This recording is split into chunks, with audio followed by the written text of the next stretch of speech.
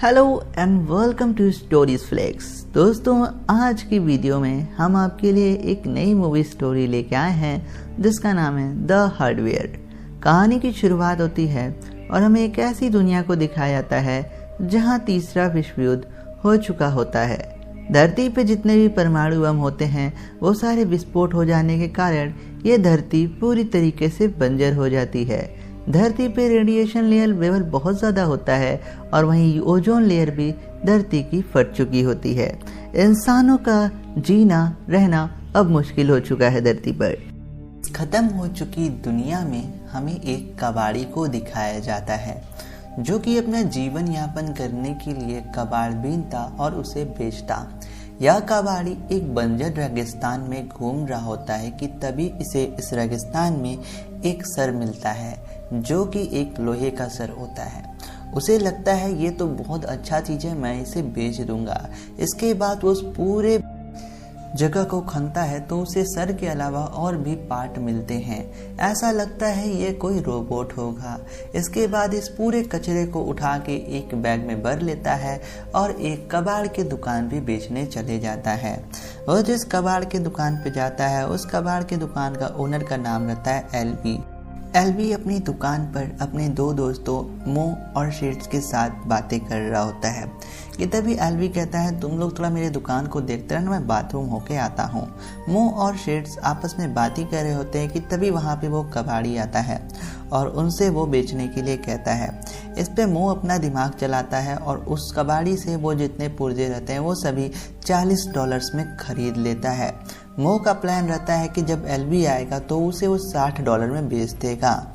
लेकिन जब एलवी आता है और वो उसे खरीदने के लिए कहता है तो एलवी कहता है इस भंगार के तो कोई $10 भी नहीं देगा और उसे वहाँ से ले जाने के लिए कहता है।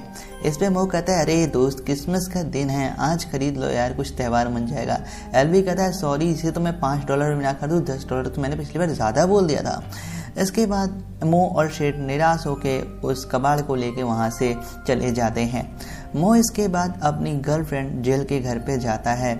जिल को दिखाया जाता है जिल एक बहुत ही ज़्यादा हाई सिक्योरिटी घर में रह रही होती है। जिल एक लोहार रहती है जो कि लोहे से बनी हुई चीज़ों को बनाती फिर उसको सजा कर मार्केट में बेचती है। मो और शेड जिल के घर पे जाते हैं क्रिसमस मनाने। सबसे पहले तो ये लोग क्रिसमस मनाते हैं और जो मो रहता है वो उसे रोबोट का सर गिफ्ट के तौर पर देता है और कहता है बेबी ये तुम्हारा किस्मत गिफ्ट रहा, इसे तुम सजा के लाखों रुपए कमा सकती हो। जिल इस गिफ्ट को पाके बहुत ही ज़्यादा खुश हो जाती है। इसके बाद मो अपने दोस्त शेड से कहता है चलो दोस्त अलविदा, अब हम चलते हैं। शेड अपने घर चला जाता है लेकिन मो और जिल उस रात बहुत ही भयानक धूम धड़ाका मचाते हैं। जब ये लोग अपने कमरे में जबरदस्त धूम धड़ाका मचा रहे होते हैं कि तभी अपार्टमेंट के उस पार रह रहे एक बंदे को दिखाया जाता है जिसका नाम लिंकन रहता है। लिंकन एक बहुत ही ज़्यादा हवसी बंदा रहता है और यह टेलीस्कोप से अलग अलग लड़कियों को नज़र रखता है और उनके मज़े लेता है। और जब ये लोग आपस में धूम धड़ाका मचा रहे होते हैं लिंकन भी दूर से इनका मज़ा ले रहा होता है।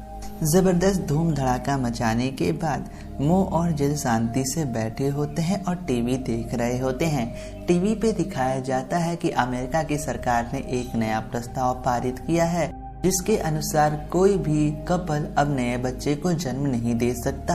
रीज़न ये होता है धरती की पॉपुलेशन बहुत ही ज़्यादा हो चुकी है और जो भी रिसोर्सेज थे वो पूरी तरीके से अब ख़त्म हो रहे हैं, इसलिए सरकार डीपॉपुलेशन का प्लानिंग कर रही थी। जिल इस पे कहती है ये तो बहुत गलत है, सरकार को इस पे सोचना चाहिए क्योंकि ये ह्यूमैनिटी के खिलाफ है। एमओ कहता है अब क्या ही कर सकते हैं, सरकार सरकार है।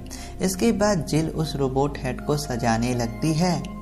एमओ उस टूटे हुए सर को देख रहा होता है और उसे वो अच्छा तो लग रहा होता है लेकिन वो अंदर अंदर फ्रस्ट्रेट हो रहा होता है क्योंकि उसे समझ नहीं आता कि ये किस चीज़ का पार्ट हो सकता है।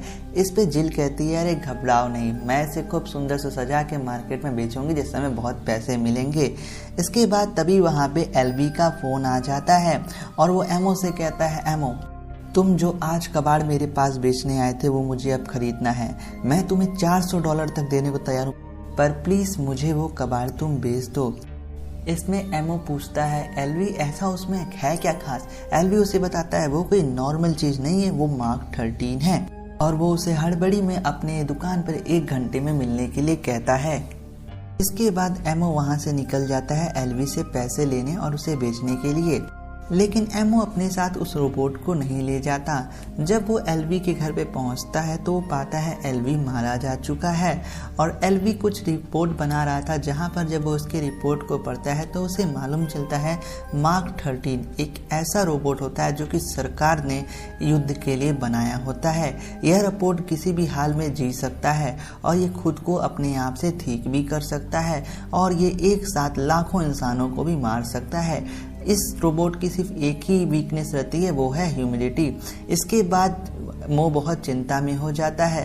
सबसे पहले वो शेड को फ़ोन करता है और कहता है प्लीज़ तुम जिल को जाके देखो कुछ हुआ तो नहीं उसे। इस पे शेड कहता है मैं ड्रग में हूँ, मैं अभी कहीं नहीं जाने वाला। दरअसल वो नशे में धुत होता है और वो उसकी फ़ोन को काट भी देता है। वहीं दोस्तों जिल के अपार्टमेंट में दिखाया जाता है जहां पर वो रोबोट अपने आप से खुद को रिपेयर कर रहा होता है और अपार्टमेंट की जितनी भी एनर्जी सोर्सेस रहती है उसको लेकर चार्ज हो जाता है। जैसे ही वो अपने आप को रिपेयर कर लेता है तो बेड पे पड़ी जिल के ऊपर हमला करता है, लेकिन जिल किसी प्रकार से वहां से बचते बचाते उसे एक रूम में बंद कर बाहर आ जाती है। लेकिन जो रोबोट रहता है वो उस कमरे के अंदर चला गया होता है और वो उस कमरे में पर्दे सारे बंद कर देता है, जिसकी वजह से दूर से उसका पड़ोसी लिंकन जो इसके ऊपर नज़र रखा हुआ था उसे अब उसको देखने में बहुत दिक्कत हो रही होती है। इसलिए वो लिंकन पर्सनली जिल के घर पे जाता है। हालांकि डोर्स लॉक रहते हैं लेकिन एक हफ्सी आदमी कुछ भी कर सकता है, इसलिए वो दरवाजे खोलकर जिल से जाता है मिलने और उससे पूछता है आप अपना पर्दा खोल दो। इस पे जिल कहती है तुम्हें मेरे पर्दे से क्या लेना देना है।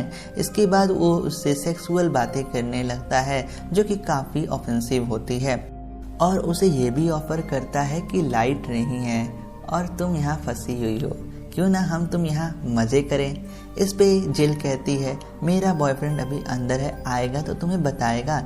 लेकिन लिंकन कहता है अरे तुम्हारे बॉयफ्रेंड से कौन डरता है। दरअसल जो मार्क 13 रोबोट होता है इसने अपने आप को चार्ज करने के लिए उस बिल्डिंग की जितनी भी पावर रहती है उसको कंज्यूम कर ली होती है, जिसकी वजह से इस बिल्डिंग के जितने दरवाजे रहते हैं वो सभी ऑटोमेटिकली बिजली से चलते हैं। जब एनर्जी नहीं रहती तो वो दरवाजे खुल नहीं सकते थे। इस पे जिल कहती है कि तुम्हें अंदर नहीं जाना चाहिए, लेकिन यहाँ पे जो हब्सी लिंकन रहता है उसे बस वो पर्दा खोलना था ताकि वो दूर से देख सके। जिल के लाख मना करने के बावजूद जो लिंकन रहता है वो ज़बरदस्ती उस कमरे में घुस जाता है और उस शीशे को हटा देता है कि तभी रोबोट रहता है उसके ऊपर हमला कर देता है और उसे बहुत बुरी तरीके से मार डालता है और वो जिल को भी देख लेता है। मार्क 13 जिल का पीछा करता है लेकिन जो जिल रहती है वो अपने आप को एक फ्रिज में बंद कर देती है, जिसकी वजह से वो रोबोट उसे नहीं देख सकता। रोबोट दरअसल इंफ्रारेड विजन के जरिए लोगों को देखता है। हम जानते हैं फ्रिज के आर पार इंफ्रारेड लाइट नहीं काम करता, जिसके कारण जिल बच जाती है। लेकिन जैसे ही रोबोट जा रहा होता है जिल बाहर निकलती है और एक टूल से उसके ऊपर बहुत बुरी तरीके से हमला कर देती है और इस रोबोट को बुरी तरीके से मैनेज कर देती है कि तभी थोड़ी देर बाद वहाँ पे मो और उस बिल्डिंग के सिक्योरिटी गार्ड्स आ जाते हैं और उस रोबोट को गोलियों से भूनकर छल्ली छल्ली कर तोड़ डालते हैं और वो रोबोट यहीं पर ख़त्म हो जाता है। यहाँ पर इन लोगों को लगता है कि जो रोबोट था वो अब मर चुका है और जिल और एमो दोनों आपस में बातें कर रहे होते हैं और एक दूसरे को सहानुभूति दे रहे होते हैं कि तभी वो रोबोट रहता है वो जिल का गर्दन पकड़ लेता है और उसे खींच के सामने वाले बिल्डिंग में फेंक देता है। और अब जो यहाँ पर ये बिल्डिंग है ये पूरी तरीके से लॉक हो जाती है और इस बिल्डिंग के अंदर वो रोबोट और एमओ फंस जाते हैं। जो उसका दोस्त शेड रहता है वो बाहर ही रह जाता है। इसके बाद ओवर कॉन्फिडेंस जो एमओ रहता है वो सीधे जाके मार्क 13 के ऊपर हमला कर देता है, लेकिन मार्क 13 एक बहुत एडवांस रोबोट रहता है, वो उसे एक सिरिंज लगा देता है जिसके कारण एमओ वहीं पे दर्दनाक तरीके से मारा जाता है। वहीं जो जिल रहती है वो उस अपार्टमेंट से निकलती है और सीधे अपने बॉयफ्रेंड को बचाने की तरफ निकल पड़ती है।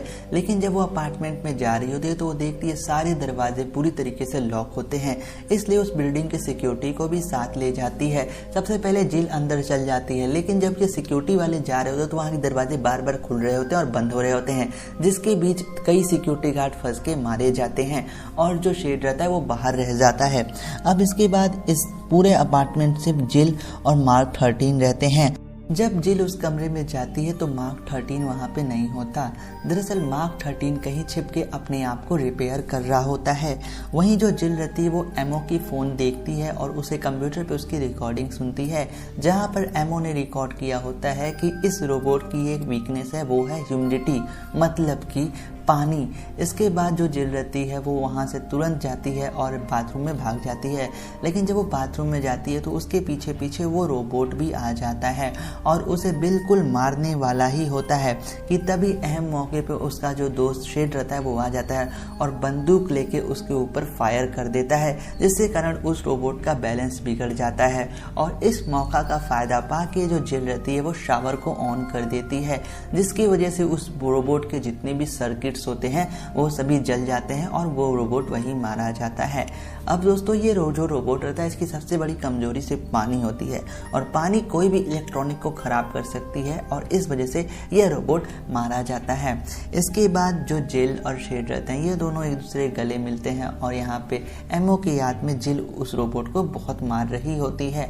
अब दोस्तों ये सीन यहीं कट हो जाता है और हमें न्यूज़ चैनल दिखाया जाता है, जहां पर बताया जाता है कि सरकार ने मार्क 13 रोबोट को अप्रूव कर दिया है और अब ये काफ़ी ज़्यादा मात्रा में प्रोडक्शन होगा और जिन जिनको इसे प्रोडक्ट करने में नौकरी चाहिए वो सरकार से संपर्क करे। तो कंक्लूजन क्या निकलता है, ये रोबोट किस लिए बना था? यह रोबोट दरअसल सरकार ने बनाया था इंसानों को ख़त्म करने के लिए। धरती पे बहुत ज़्यादा पॉपुलेशन हो चुकी थी, गरीबों की पॉपुलेशन ज़्यादा थी, इसलिए सरकार मार्क 13 रोबोट को बनाई होती है। और जो शुरू में बंदा जो कबाड़ी उसे देने आया होता है वो कोई कबाड़ी नहीं रहता है, वो एक गवर्नमेंट ऑफिसर रहता है जो कि इनको देकर इनके ऊपर टेस्टिंग करना चाहता है। और ये रोबोट अब सफल हो चुका था और अब ये रोबोट बड़े स्केल पे दुनिया बनाया जाएगा और इंसानों को, गरीब इंसानों को इससे मारा जाएगा।